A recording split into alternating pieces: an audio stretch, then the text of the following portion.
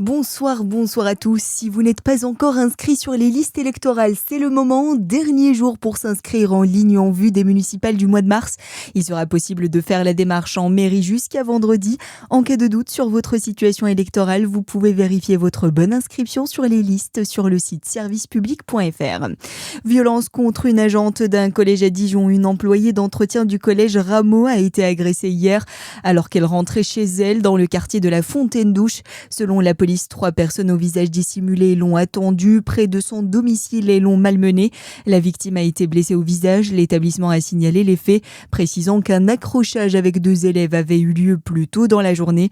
Une enquête judiciaire est en cours. À Pau, c'est un enfant de 7 ans qui a menacé un directeur et un employé d'une école avec un couteau aujourd'hui. Il était en retenue pour avoir volé dans des cartables. L'enfant a été entendu par la police.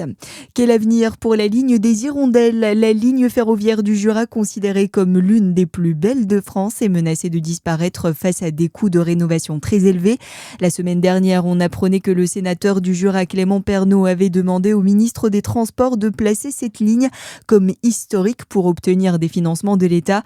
De son côté, la SNCF, par la voix de Maxime Chattard, directeur régional SNCF Réseau Bourgogne-Franche-Comté, estime que la société fait le maximum pour maintenir la ligne des Hirondelles en vie. On exécute l'ambition de la région sur cette ligne de desserte fine du territoire et c'est bien elle qui l'a définie et nous faisons nos meilleurs efforts pour répondre à la commande qui nous est passée. Il est tout à fait juste de dire que c'est une ligne remarquable et on est très fiers d'avoir pu réaliser les travaux de génie civil en 2025 pour mettre en sécurité le tunnel des Bolettes. C'est une ligne qui fait 73 km avec 36 tunnels et 21 viaducs.